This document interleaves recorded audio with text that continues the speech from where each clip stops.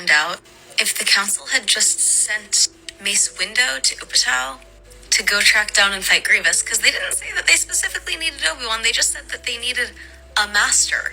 And they were like, well, Obi-Wan's free, let's send him. But Okay, so she's not necessarily wrong. I just did that to get attention. But where I have the critique is that, yes, they did need to send Obi-Wan. That's what the whole plan was.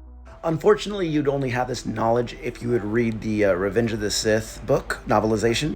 So this is basically what happens. Mace Windu and Yoda get word from a spy in Palpatine's camp that Palpatine, having a supermajority in the Senate, will pass a law that makes him the commander-in-chief of the Jedi Order.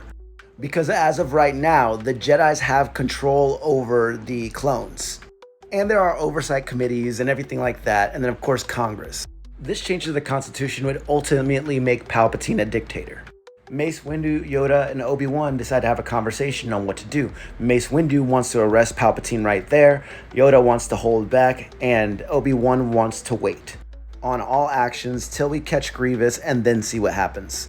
Now at this time, they don't think Palpatine's a Sith Lord, they think the Sith Lord is controlling Palpatine. And remember, nobody knows this, but Palpatine manufactured for himself to be captured by General Grievous not too long ago on the planet of Coruscant. So Coruscant was just recently attacked. That's why everybody's in such high alert.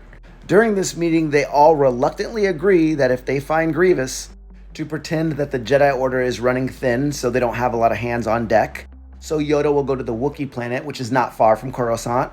Mace Windu, being one of the only people who can fight a Sith Lord, will be stationed at Coruscant.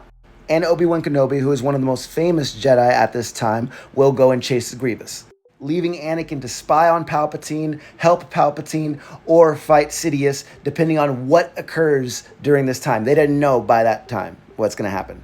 But Anakin was pretty much their kind of ace in the hole. Yes, even though they didn't trust him.